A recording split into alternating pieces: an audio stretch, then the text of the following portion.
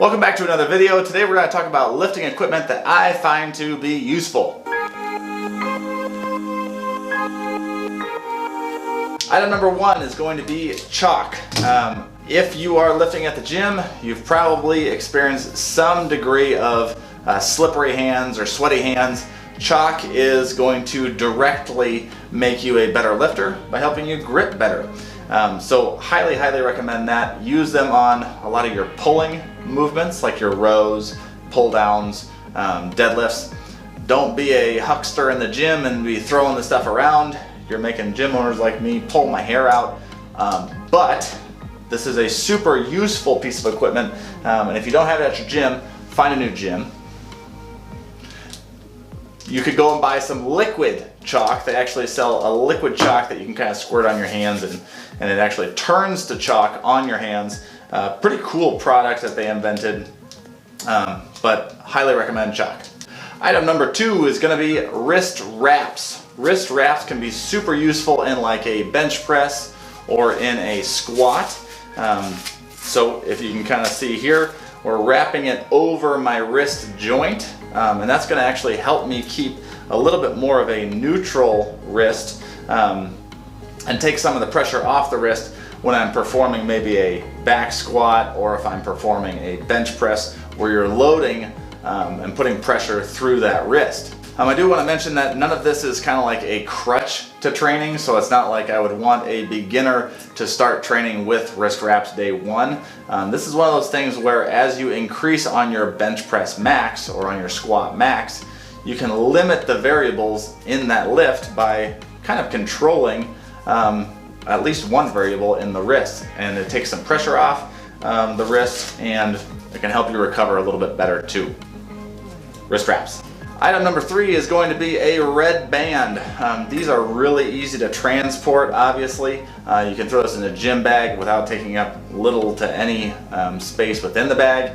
And it's obviously great for doing shoulder warm-ups. You can do pull-aparts, you can do dislocates.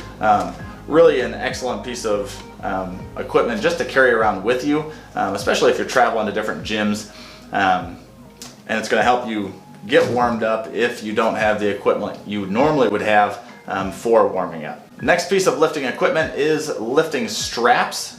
Straps can be awesome for a lot of your pulling motions like your rows, pull downs, or deadlifts, in that, you know, if your forearm strength is giving out, you can still continue to train your back muscles or your pulling muscles. Big benefit of wrist straps is that you can kind of hook up to a barbell or whatever machine you're doing and treat your hands like hooks where you're not overly gripping tight with the forearms or the hands, but instead you could just focus on treating your hands like hooks and, you know, working the heck out of your back muscles or your pulling muscles to develop either your deadlift or your rows. It also does a great job of saving your hands. So if you have really raw hands from doing you know, deadlifts or rows from days before, these again can kind of be a lifesaver in helping you work those targeted muscles. So it helps you avoid some compensations via gripping too hard or your forearms doing more work than maybe you intended. Next piece of useful lifting equipment are lifting shoes. So some people when they squat, they like a raised heel.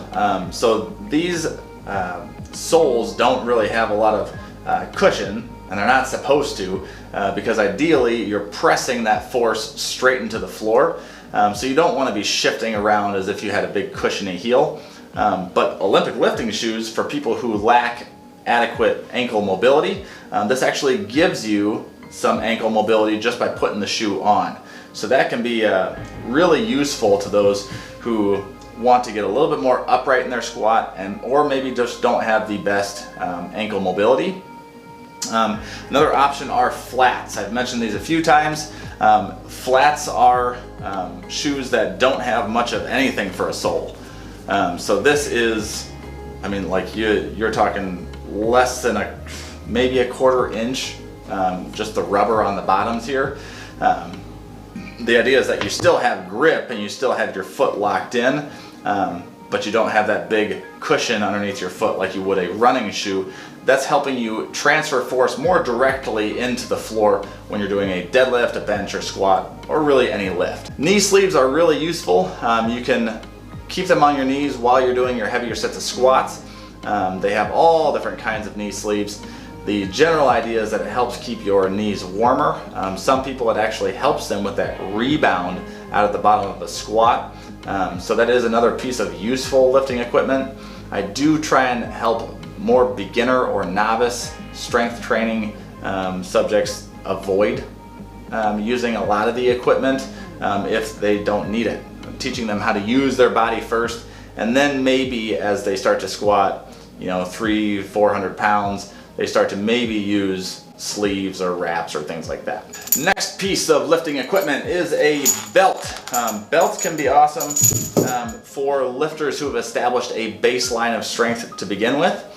So if I put that belt on and I took a big Valsalva breath and I pressed my abdomen out 360 degrees into that belt, it can help me increase my intra-abdominal pressure, which just helps me essentially push harder using my core, and it can help me be more stable in my big lifts. Another benefit of the belts is that it can help protect your back as well.